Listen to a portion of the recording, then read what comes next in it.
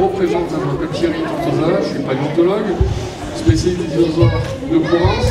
On en avait chez nous aussi, à l'époque, les dinosaures américains qu'on a vu dans ce très beau reportage, nous en avions ici qui vivaient parmi les environnements de Méditerranée, de l'Europe.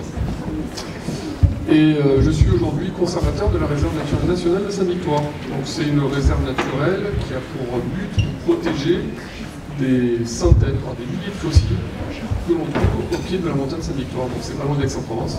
Si vous avez l'occasion de venir en famille pour visiter le lieu, c'est très beau et il y a beaucoup de fossiles. Bon, le problème c'est que les fossiles étant protégés, on ne peut pas tous les voir. Par contre, on a des belles expositions qui sont en cours de montage pour pouvoir découvrir tout ça. Donc, avant de répondre aux questions, juste un petit point sur ce reportage que j'ai découvert en même temps que vous, mais qui je connais très bien l'histoire des fossiles de Tanis, les découvertes de Robert de Palma, qui ont défrayé, en fait, qui sont très importantes parce qu'elles remettent beaucoup d'informations à jour sur une connaissance sur la mort des dinosaures et sur les derniers instants qui ont précédé en fait tous ces événements. Donc c'est un reportage qui est très important, qui est très bien réalisé, qui permet de vraiment tout comprendre très facilement. Alors malheureusement il est en anglais, donc si vous n'avez pas tout compris, c'est l'occasion aussi de reposer des questions, comme ça je pourrais vous réexpliquer.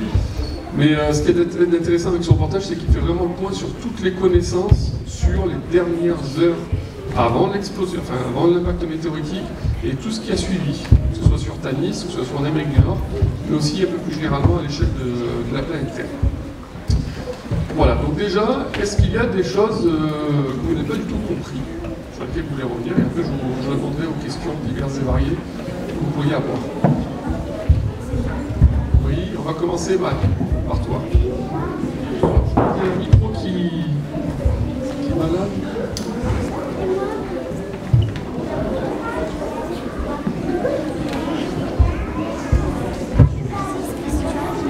Je te laisse poser ta question, comme ça tout le monde peut l'entendre. C'est quoi le Tanis? Ah, Tanis. Tanis, c'est le nom du site que l'on a vu pendant tout le reportage. Donc c'est le site qui est fouillé par les paléontologues. Chaque site a un nom, hein. On a des villes, on a des régions, des lieux-dits. Donc ça, c'est le nom du gisement qui est exploité maintenant depuis une bonne dizaine d'années. Oui. Question suivante. Vous avez fait exprès de mettre en anglais? Alors il faut savoir que la plus grande partie des reportages qui existent sont faits par des Américains ou des Anglais, ou pour des raisons évidentes de diffusion dans le monde entier, sont faits en anglais. Donc nous, les Français, il faut savoir que les Français sont quand même le pays qui a inventé la paléontologie, mais on est un peu moins bons que les Américains, que les Anglais ou les autres pays du monde pour communiquer. Donc très souvent, les reportages et les livres sont en anglais. Ce reportage n'a pas encore été traduit, donc il va falloir soit apprendre l'anglais, soit améliorer votre lecture. Question de ce côté? Oui? Question? Qui a des questions? Bon, je reviens par là-bas. Toi. Je vais revenir, on va faire des tours. Pourquoi les dinosaures qui étaient dans les herbes, ils sont morts? Alors, ce qu'on a vu sur le reportage, déjà, ce ne sont pas des dinosaures, ce sont des ptérosaures. Les ptérosaures, ce sont des reptiles qui ont appris à voler, qui sont des cousins des dinosaures. Mais les vrais dinosaures qui volent, ce sont les oiseaux. Bon, je reviendrai sur ce sujet après s'il faut. En tout cas, les animaux qu'on voit dans le reportage, c'est les ptérosaures qui sont très gros. Là, on n'en parle pas trop dans le reportage, mais ça peut atteindre jusqu'à 12 mètres d'envergure. C'est quasiment la distance entre les deux poteaux que vous avez ici dans la salle. Donc c'est très très gros, c'est la taille d'un petit avion. Ces animaux passaient leur temps dans les airs pour se déplacer, pour chercher des lieux pour se nourrir. Et malheureusement, suite à l'impact météoritique, on a vu que dans l'atmosphère, il allait y avoir beaucoup de choses dangereuses pour eux, notamment ces petites sphérules, ces petites boules d'argile ou de verre qui sont très chaudes et qui vont tellement réchauffer l'atmosphère que tout ce qui va être en contact va brûler. Donc ce sont les premiers en fait finalement dans les airs à subir ces conséquences de l'impact, puisqu'en fait ils vont être touchés par toutes ces férules et étant blessés dans les airs, ils vont tomber au sol et se tuer. Alors s'ils ne meurent pas brûlés, ils vont tomber en s'écrasant au sol malheureusement. Petite question. Pourquoi les tricératops, ils avaient des petits yeux? Ah. Ça, c'est une bonne question. Il n'y a que des bonnes questions. Alors pourquoi les tricératops ont des petits yeux? Tout simplement parce qu'ils sont très gros. C'est très rare d'avoir des animaux très gros avec des très gros yeux. En général, on a des gros yeux quand on a besoin de voir quand il y a très peu de lumière. Donc les seuls animaux qui ont des très gros yeux sont soit les animaux nocturnes, soit les animaux qui vivent très profondément dans les océans, dans les mers. Donc ils ont des très grands yeux pour capter toute la lumière possible. Vous savez les trucs qu'on a ici? Les paupières? Oui, Oui. les paupières, tellement ils ont des grosses paupières, on peut pas voir l'œil entier. Oui, bah après c'est des animaux qui sont très gros, hein, plus de 10 mètres de long, donc quand on fait les proportions, ils ont des yeux de taille normale, moyenne, mais ils ont un très gros corps. La baleine, elle n'est pas morte. Alors ce qu'on voit dans le reportage, c'est pas une baleine, c'est un mosasaure. Est-ce que vous avez déjà vu le film Jurassic World? C'est l'espèce de gros animal qui mange le requin bleu dans la piscine. Alors les mosasaures, ce sont des reptiles marins aussi, mais des descendants de varans. Si vous avez déjà entendu parler des varans, des dragons du Komodo, ce sont des gros lézards qui vivent tous les jours. Et bien, les ancêtres de ces lézards ont eu à un moment donné l'idée de tenter de vivre dans les océans et dans les mers. Et donc du coup, ce sont des varans qui se sont réadaptés à la vie aquatique. Donc cette baleine, pourquoi... Alors la question c'était pourquoi elle est morte ou pourquoi elle n'est pas morte? Alors, ces animaux-là n'étant pas des baleines, ils n'ont pas d'équivalent. Ils ont tous disparu malheureusement suite à cette extinction, donc, qui a touché 75% de la vie terrestre et aquatique, tout simplement parce que leur nourriture a disparu. Ne pouvant plus se nourrir, ils ont disparu. Les baleines d'aujourd'hui, ce sont des descendants de petits mammifères qu'on a vus dans le reportage, qui se sont réadaptés à la vie aquatique, et qui ont grossi au fil du temps. Ça a pris 66 millions d'années, hein, c'est très très long. Donc voilà, il n'y a pas de rapport entre les baleines et ce qu'on voit dans les océans dans ce reportage. Il y avait une question par ici. Mademoiselle. Ça se passe à quelle époque? Alors, nous sommes à la fin du Crétacé. Vous avez dû entendre parler du Crétacé, c'est une des 3 périodes de l'ère secondaire ou l'ère des reptiles, le Mésozoïque. Donc on a le Trias, le Jurassique et le Crétacé. Et donc là, on est à la toute fin du Crétacé, il y a 66 millions d'années. C'est très vieux. Et on était au printemps, comme l'expliquait le reportage. Je reviendrai sur ce point si ça vous rend curieux. Pourquoi il y a toujours les mêmes photos? Les mêmes photos, c'est-à-dire? Parce que ça coûte cher à réaliser, donc du coup, ils rentabilisent au maximum ce qu'ils ont pu faire. Donc il faut savoir que ce reportage, il dure longtemps.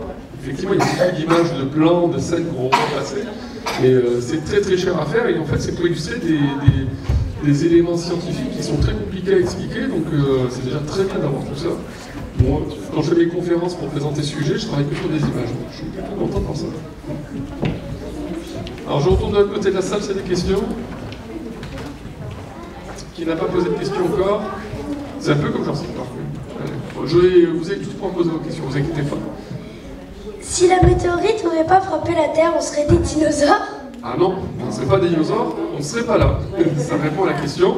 Alors d'une part, les dinosaures auraient continué à vivre, ils auraient continué à évoluer pour donner des choses très certainement différentes de ce qu'on voit dans le reportage. Les dinosaures, ils ont vécu presque 200 millions d'années sur Terre.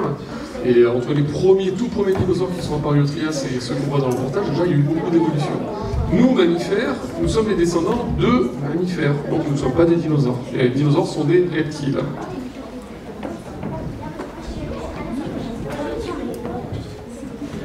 Est-ce que vous travaillez à La Ciotat? Ah non, je travaille du côté d'Aix-en-Provence. Mais je viens de temps en temps à La Ciotat. Pourquoi la météorite, elle a visé la Terre? Alors, c'est pas qu'elle a visé la Terre, il faut savoir que des météorites, il y en a énormément dans l'espace. Donc, même pas tellement il y en a. Il y a même des ceintures d'astéroïdes, hein, vous en avez déjà entendu parler, on les voit dans les films de science-fiction comme Star Wars. Mais de temps en temps, il y a des éléments de ces ceintures d'astéroïdes qui se perdent, qui vont se déplacer. Et très très souvent, on entend parler dans les médias de météorites ou de comètes qui passent pas loin de la Terre. En fait, la Terre tourne autour du Soleil, et de temps en temps, elle croise le passage d'autres météorites ou de comètes.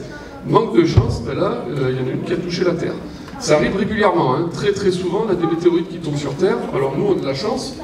Quand ça arrive en ce moment, c'est des toutes petites météorites qui se désintègrent en fait dans l'atmosphère. Alors même de toucher le sol, elles sont détruites. Parce que l'atmosphère, avec le frottement de l'air, ça brûle et ça détruit ces éléments-là.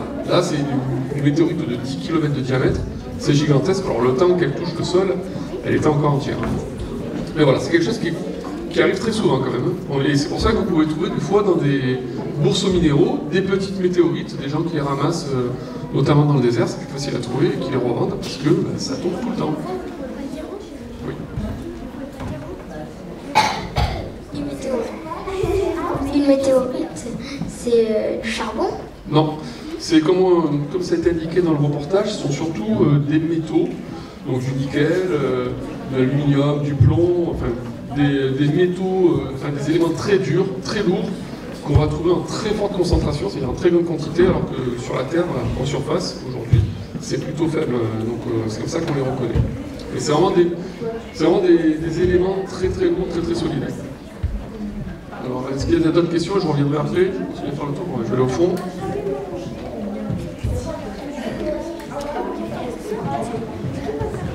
Petite question ici, et j'arrive après derrière. Combien il y a eu de temps entre Entre l'impact entre l'impact et les mammifères? Ah, les mammifères. En fait, les mammifères vivaient là.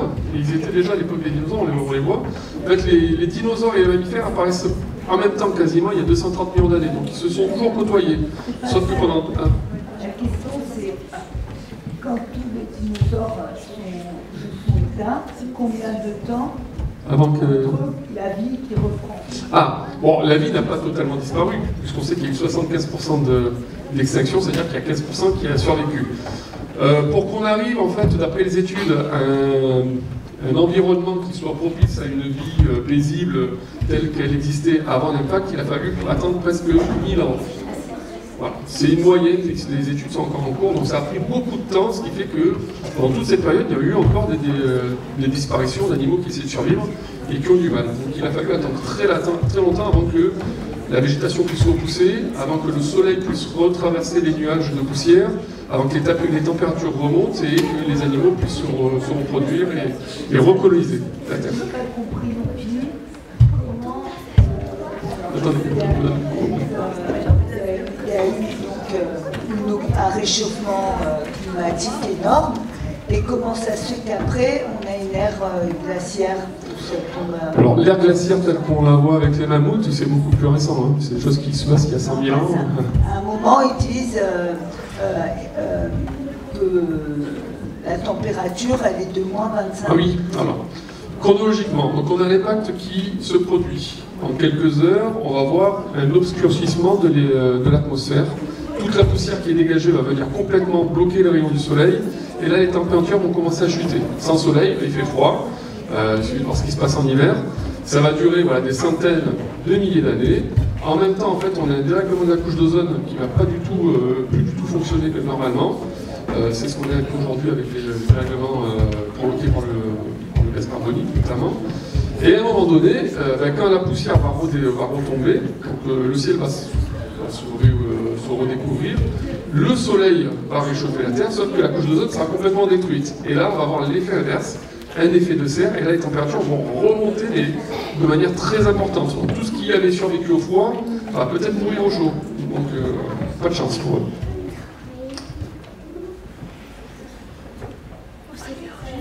Pourquoi? C'est quoi la différence entre un astéroïde et une météorite? C'est une bonne question. Je ne suis pas expert dans le domaine, mais l'astéroïde, c'est quelque chose qui, de mes connaissances, qui reste dans l'espace et qui va être en orbite autour du Soleil. Ça fait des ceintures d'astéroïdes. Voilà, ça fait comme des nuages de poussière qui tournent dans le système solaire. Les météorites sont vraiment des éléments qui se déplacent sur des orbites particulières et qui peuvent percuter d'autres éléments dans l'espace. Mais je ne suis pas expert, là. Je te conseille d'aller voir dans des bons livres. Qu'est-ce que je voulais dire déjà? Pourquoi il y avait toujours le même mammifère et pourquoi il survivait toujours? Alors, c'est une bonne question. Il faut savoir que les mammifères, même si on sait qu'il y en avait beaucoup à l'époque, sont très rares, on ne les connaît pas bien. Donc là, on a vu dans le reportage deux petits bouts de mâchoire de mammifères, donc c'est certainement celui-là qui a été reconstitué. D'ailleurs, il ne lui donne pas de nom. Je ne sais pas pourquoi, peut-être qu'ils ne l'ont pas identifié, ou peut-être que c'était simplement pour représenter le mammifère général, qui ressemblait à tous les autres. On a parlé de marsupiaux, parce qu'effectivement ce sont des ancêtres des marsupiaux, peut-être qu'on les connaît aujourd'hui. Vous connaissez les marsupiaux? Ce sont les kangourous, les koalas, voilà, les animaux qu'on va trouver en Australie à l'époque des dinosaures, on en avait partout sur la Terre, même en France. Et tous ces marsupiaux ont disparu justement en grande partie à cause de l'extinction. Donc ce sont leurs descendants qui ont un peu survécu. Donc dans son reportage, il représente un marsupial, comme ils vont représenter un tyrannosaure, un tricératops, un Tecellosaurus, parce que ça coûte cher de reconstituer tous ces animaux, et aussi ils se basent sur les fossiles qu'ils trouvent sur le site de Tanis. Et si vous vous déplacez de quelques centaines de kilomètres ailleurs, il y a d'autres gisements avec d'autres animaux. Voilà, c'est le sujet de ce site-là, mais ça aurait pu être d'autres animaux à d'autres endroits. Merci. Nous, les CM1, on doit y aller parce qu'on a une autre action des dernières. Qui reste? Merci. Merci à vous. Est-ce qu'à la Sainte-Baume, on a retrouvé des fossiles de dinosaures? Non, alors à Sainte-Baume, on n'a pas trouvé de fossiles de dinosaures parce qu'à l'époque, on était vraisemblablement sous l'eau. On était en bord de mer. Nous, on trouve des dinosaures sur les terrains qui étaient émergés, qui étaient constitués sur l'île qui représentait la France et l'Espagne à l'époque. Et donc on va se déplacer un petit peu plus dans le nord vers le Var et dans les Bouches-du-Rhône pour pouvoir trouver des sites avec des restes de dinosaures. On va en trouver sur Sainte-Victoire notamment, on va en trouver dans les Alpilles, on va trouver autour d'Étambert, mais pas sur Sainte-Baume. Alors sur Sainte-Baume, à la base de Sainte-Baume, on peut trouver des fossiles. Alors on n'a pas encore trouvé de restes de dinosaures, mais on a des fossiles qui pourraient indiquer qu'on était sur des terrains contemporains des dinosaures. Peut-être qu'il y avait des bouts de terre qui étaient émergés, mais c'est pas trop étudié pour le moment. Sainte-Baume ou ailleurs? Sainte-Baume, moi je cherche les dinosaures qu'on trouvait à cette époque, mais en France. Et donc mon terrain de jeu c'est le Var, Bouches-du-Rhône, un peu l'Hérault et le Gard, et surtout les Bouches-du-Rhône. Et donc tous les gisements du Crétacé, de 80 millions d'années à 66 millions d'années, donc le terrasse. Je fais le dinosaure, mais du coup je travaille un peu sur les tortues, les crocodiles, les mammifères, parce qu'on trouve aussi des petits mammifères de cette époque. Donc quand vous entendez parler de découvertes de dinosaures ou de fossiles de cette époque en Provence, c'est certainement mes collègues ou moi qui travaillent dessus, parce qu'on essaie de faire augmenter nos connaissances sur ce sujet. La petite question là-bas, je vois. C'est bien. Comment vous avez fait pour savoir comment ils étaient les dinosaures, quelle taille ils faisaient, comment ils étaient leur visage et tout ça? Alors, la reconstitution d'un dinosaure, c'est très simple, pour un scientifique. On va partir du squelette. Alors souvent les squelettes ne sont pas complets, donc c'est en trouvant énormément de squelettes qu'on peut peu à peu reconstituer le puzzle. Parce qu'un squelette c'est un gros puzzle en fait. Et dès qu'on a un squelette assez complet, on connaît déjà la forme générale. Ensuite on va étudier les os pour savoir si c'est un jeune, un adolescent ou un adulte, donc ça va nous donner la taille. Bien sûr, quand on a un animal complet, on n'a plus qu'à le mesurer pour connaître sa longueur.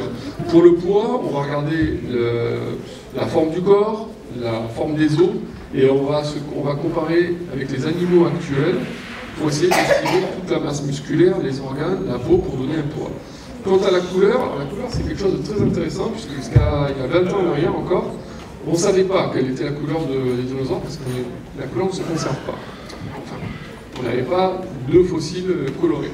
Sauf que comme ça a été indiqué dans le reportage, quand les fossiles sont très très bien préservés, quand on peut voir des petits détails qu'on peut voir au microscope, là on a des informations supplémentaires. Et avec les nouveaux microscopes qui sont très puissants, on arrive à voir les pigments fossilisés, les pigments de couleur qu'on a sur la peau ou sur les plumes.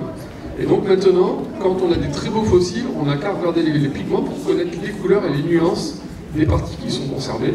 C'est pour ça que le fameux, très célèbre Archaeopteryx, l'oiseau qu'on voit dans les livres qui est l'ancêtre des oiseaux, enfin, le dinosaure qui est l'ancêtre des oiseaux, on sait que c'était un oiseau qui est entre guillemets noir, comme une corneille, comme un petit corbeau, parce qu'en fait les pigments qu'il avait sur ses plumes qui ont été observés montrent que c'est des pigments de couleur foncée. Voilà. Donc ça, cette question est très intéressante, c'est pour ça que maintenant, dès qu'on fait une découverte de peau fossile ou de plumes, de suite on regarde les pigments pour essayer d'avoir des informations sur la couleur. Est-ce que ça répond à ta question? Non? Non, tu veux encore d'autres informations? Non? Et après, donc, pour la forme de la figure, pareil, on regarde la forme du crâne et on n'a plus qu'à mettre la peau sur l'os pour avoir les détails. Vous avez d'autres questions? Oui.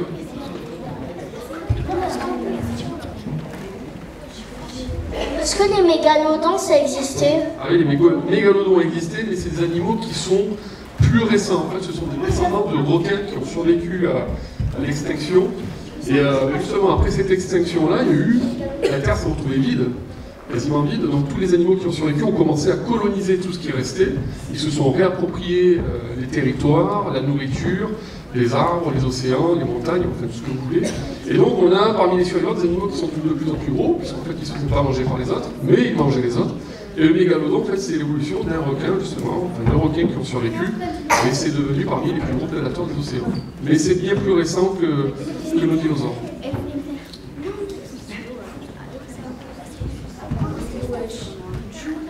Est-ce qu'il y a des T-Rex qui sont plus forts que les autres? Oui, je dirais comme tout animal actuel, ce qui fait la force d'un animal, c'est sa taille, c'est sa puissance, c'est ses moyens de blesser et de se défendre. Les tyrannosaures, on connaît beaucoup de squelettes, hein, c'est des dinosaures qu'on connaît mieux. On sait aujourd'hui que le plus gros squelette de tyrannosaure, c'est un animal qui fait presque 12,50 m, c'était une femelle, donc, et son surnom c'est Chou. Donc la Chou, c'est la plus forte de tous les tyrannosaures qu'on connaît pour le moment. Voilà. C'est celle qui a inspiré aussi le tyrannosaure Jurassic Park au passage. Oui, c'est passionnant. Question devant.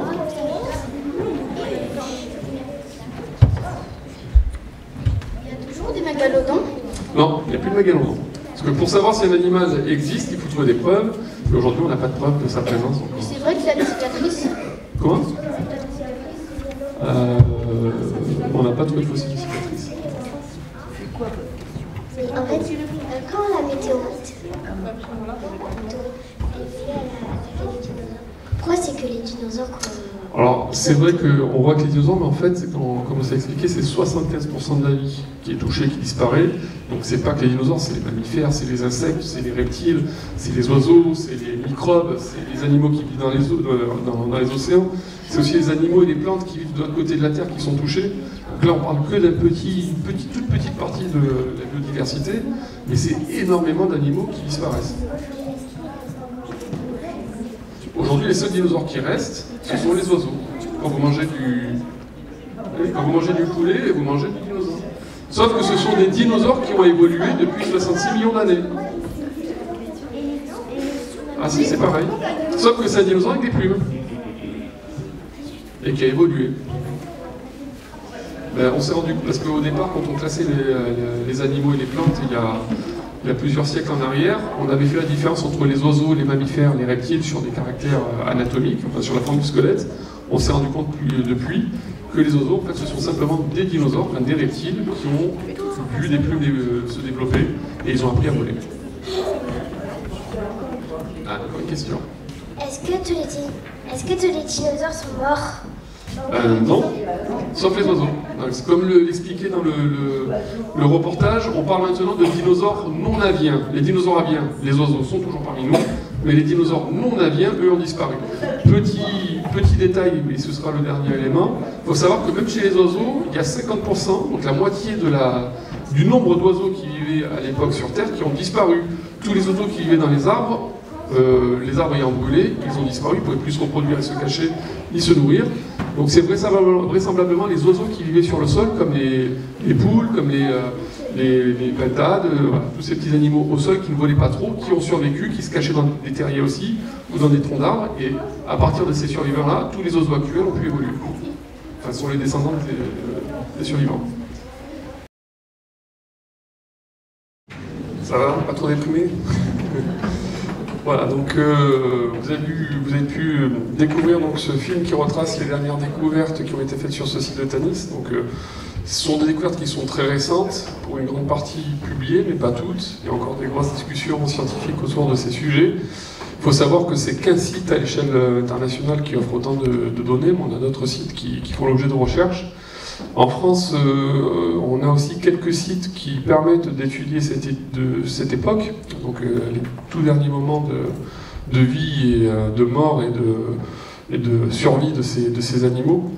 Alors, notamment en Provence, on a la chance d'avoir dans le département, donc la réserve naturelle de Sainte-Victoire, qui est gérée par le département des Bouches-du-Rhône, dont je suis conservateur, et pour laquelle donc une réserve naturelle a été créée pour protéger les fossiles de dinosaures qu'on y trouve. Donc c'est surtout un site connu pour ses œufs de dinosaures, on en a des milliers, mais on est justement sur des couches géologiques qui datent de cette époque. Nous avons peut-être même cette fameuse limite Crétacé-Paléogène, donc la limite KPG.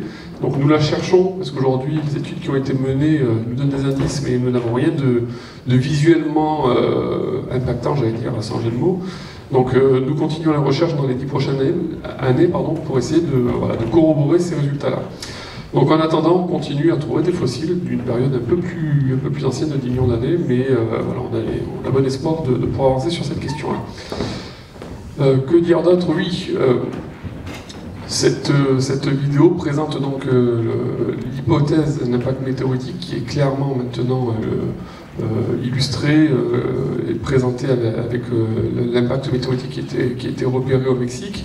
Mais il y a d'autres hypothèses qui existent et qui viennent compléter malheureusement ce scénario un peu sinistre, puisque en Inde, en même temps, on avait un volcanisme qui était actif et qui crachait un peu de lave quand même depuis 300 000 ans. Et l'impact météoritique a quelque peu réveillé la chambre magmatique qui s'y trouvait, ce qui fait que du côté indien, donc de l'autre côté de la Terre, on a eu aussi une catastrophe qui est équivalente et qui a duré encore plus longtemps. Donc ce qui veut dire que les dinosaures ont eu la double peine avec ces deux événements qui se sont suivis, enfin plus ou moins concomitants. Et il a fallu quelques centaines, voire milliers d'années pour que la Terre puisse revenir à un état à peu près normal et que la vie puisse reprendre. Donc entre-temps, comme la vidéo l'explique, 75% de l'espèce disparaissent, que ce soit dans les mers, sur Terre et dans les airs. Élément important qui n'est pas trop mentionné dans le film, parmi les oiseaux, donc ces dinosaures qui ont appris au voler, on a aussi une hécatombe, puisque tous les oiseaux qui vivaient dans les arbres disparaissent à ce moment-là, et on a une autre famille d'oiseaux presque modernes qui disparaît complètement, ce sont les énantiornites, et qui laisse la place en fait à une seule petite fraction d'oiseaux, des oiseaux qui ne vivaient pas dans les arbres, très vraisemblablement qui vivaient au sol, et qui, à partir de ces quelques survivants, ont donné toute la diversité qu'on connaît aujourd'hui. Quand on regarde génétiquement les oiseaux qui ont survécu, enfin que l'on connaît aujourd'hui autour de nous, on se rend compte que les plus anciens, ce sont les autruches, les canards, les gallinacés, donc les poules, qui sont des oiseaux qui vivent au sol. Donc c'est un élément qui vient renforcer cette théorie.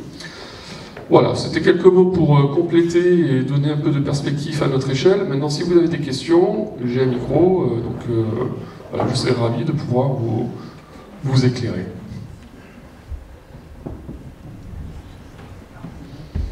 Alors, pour vous motiver, ce matin, on avait des enfants, et ils ont posé plein de questions quand même.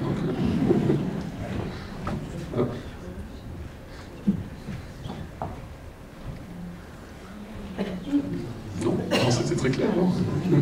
Oui. Est-ce que ça pourrait, avoir un impact comme ça? Totalement. D'ailleurs, régulièrement dans l'actualité, on entend parler de météorites qui frôlent la Terre. Alors souvent, c'est à quelques centaines de milliers de kilomètres. Ça passe pas très très loin à l'échelle astronomique. Mais oui, et d'ailleurs, des impacts météoritiques qui ont touché la Terre, c'est quelque chose qui arrive très souvent avec des conséquences tout aussi néfastes. Donc des cratères importants, on en connaît beaucoup. Et à chaque fois, ça a été synonyme d'extinction de masse. Hein. Donc voilà, c'est pas régulier, mais ça peut arriver. On n'est pas à l'abri d'un prochain. Là, dernièrement, je crois que la NASA a tenté de faire un 2D. Les corps célestes, bon, ils ne sont pas encore tout à fait au point, c'est pas Armageddon, voilà, le film hollywoodien, mais il s'entraîne un peu, quoi.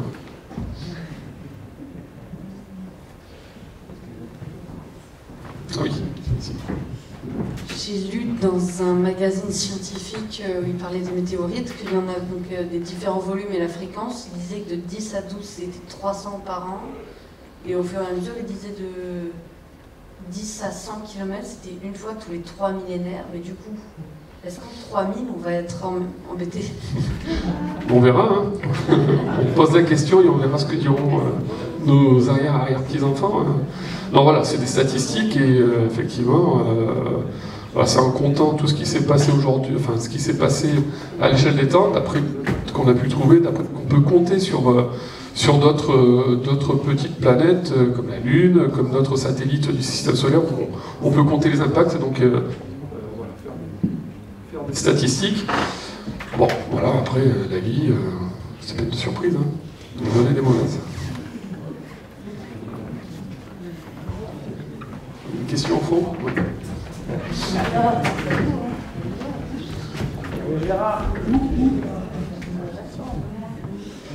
Au fond, au fond.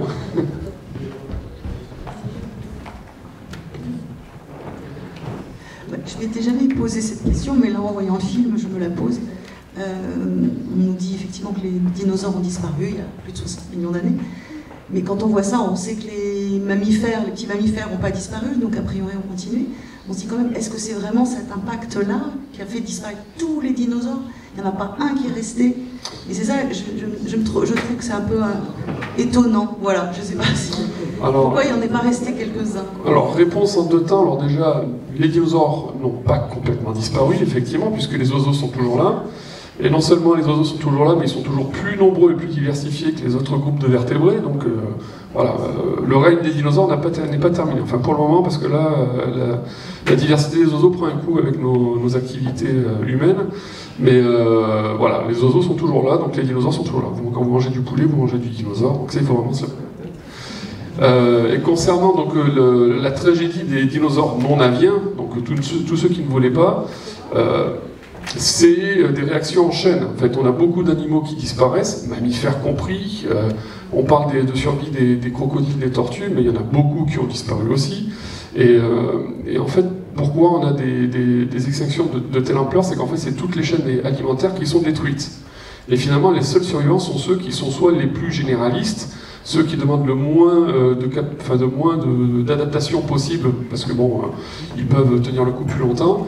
Et dans tous les groupes terrestres et aquatiques, quand on a ces capacités à s'adapter très vite, à être moins gourmand que les autres, à manger un peu de tout et n'importe quoi, être petit de taille pour dépenser moins d'énergie, ben, on a une chance de survie.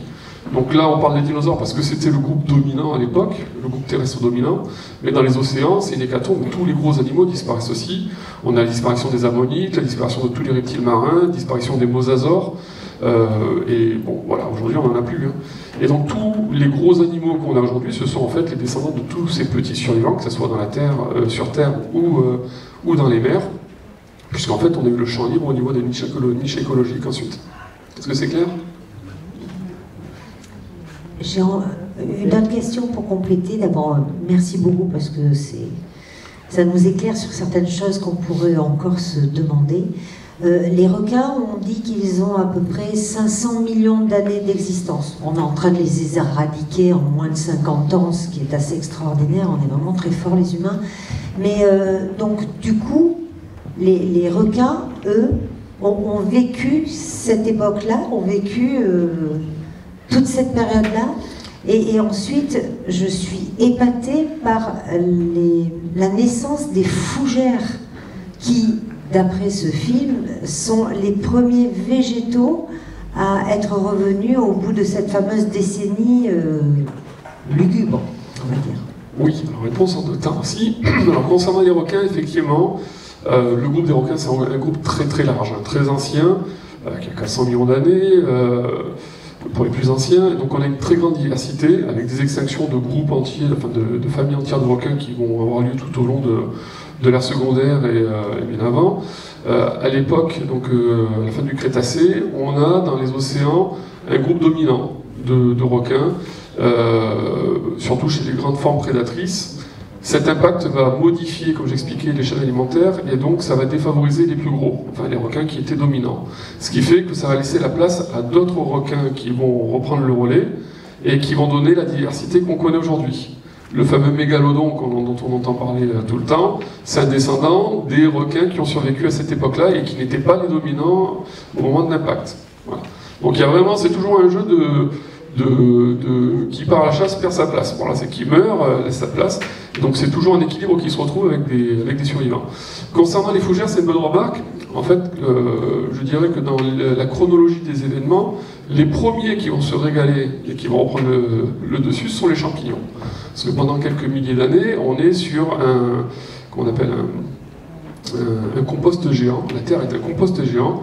Donc toute la matière qui est en putréfaction, que ce soit le bois, que ce soit les animaux, les cadavres, ce sont surtout les champignons qui vont se régaler. De là, ensuite, on va avoir une reconquête des milieux par tous les survivants. Et donc au niveau végétal, les fougères sont les premières, mais ensuite toutes les autres espèces végétales vont reprendre le dessus. Il faut savoir que certaines espèces ont gagné dans cette affaire, notamment les plantes à fleurs, qui vont continuer leur explosion au niveau de leur diversité qui avait été amorcée au Crétacé, et avec ça d'autres groupes vont profiter. De toute façon, tous les survivants que l'on connaît aujourd'hui, ceux qui sont les plus dominants en termes de diversité, sont ceux qui ont tiré bénéfice de cette crise.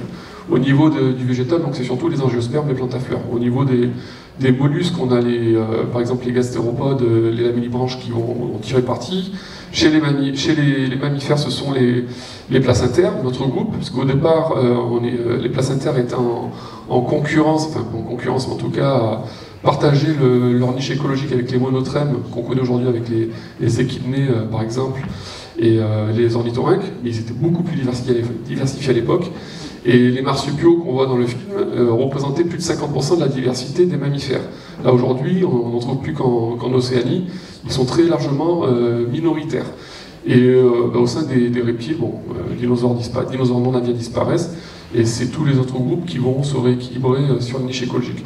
Petite remarque intéressante aussi, au niveau des gros animaux, 5 millions d'années après cette extinction, les premiers gros animaux qui vont vivre sur Terre, ce sont les dinosaures, puisqu'en fait ce sont les oiseaux qui vont être les premiers à recoloniser tous les espaces, et on va avoir des formes géantes qui vont apparaître.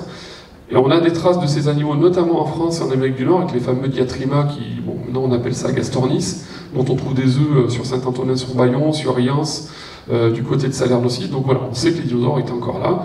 Par contre, les mammifères vont très vite rattraper leur retard et connaître une explosion à la fois en diversité, en occupation des niches écologiques, et aussi en masse, voilà, pour arriver à ce qu'on connaît aujourd'hui. Oui. Le corail existait aussi déjà à l'époque ? Alors les coraux existaient, mais ce n'est pas eux qui prédominaient, encore une fois, dans les écosystèmes. En fait, on avait des bioconstructions qui étaient dominées par ce qu'on appelle les rudistes.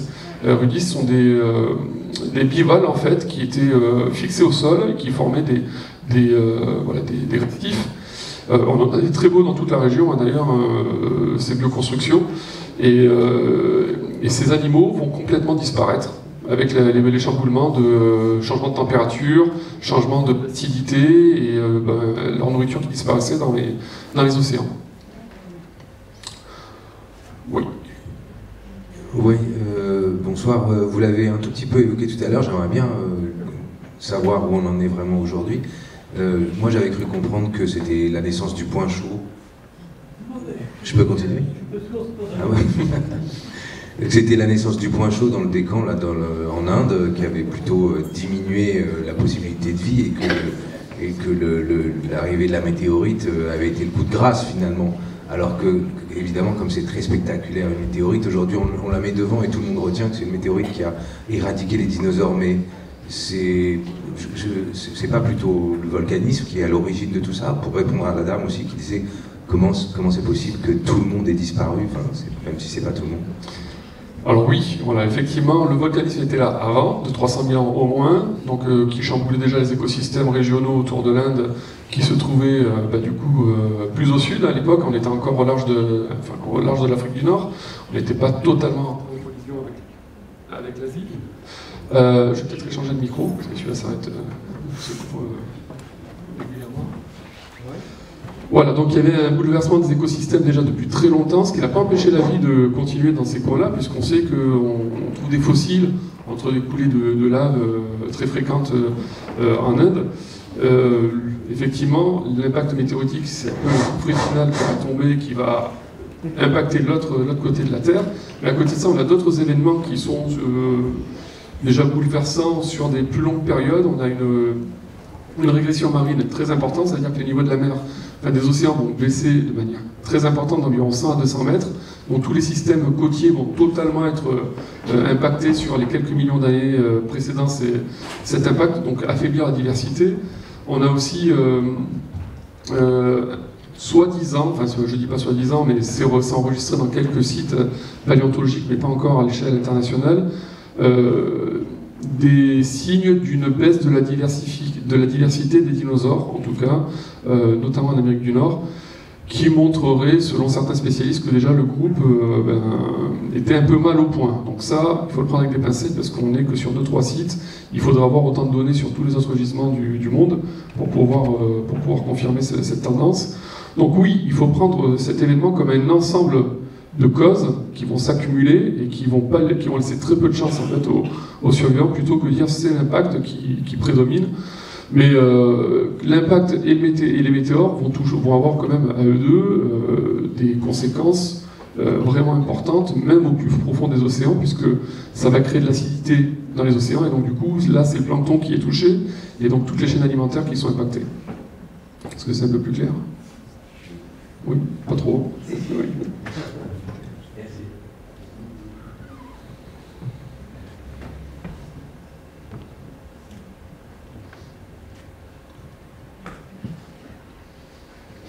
Bon, je voulais finir sur une note positive, mais quand même un petit rappel, nous vivons la 6e extinction en ce moment. Hein. Voilà, donc ce que vous avez vu dans la vidéo, on en connaît déjà les phénomènes et on peut les comprendre parce qu'on a étudié justement cette crise. Bon, et la bonne nouvelle, c'est que quoi qu'il arrive, la vie continuera sur Terre, parce que la vie trouve toujours un chemin, comme dirait un célèbre mathématicien dans un film à dinosaures.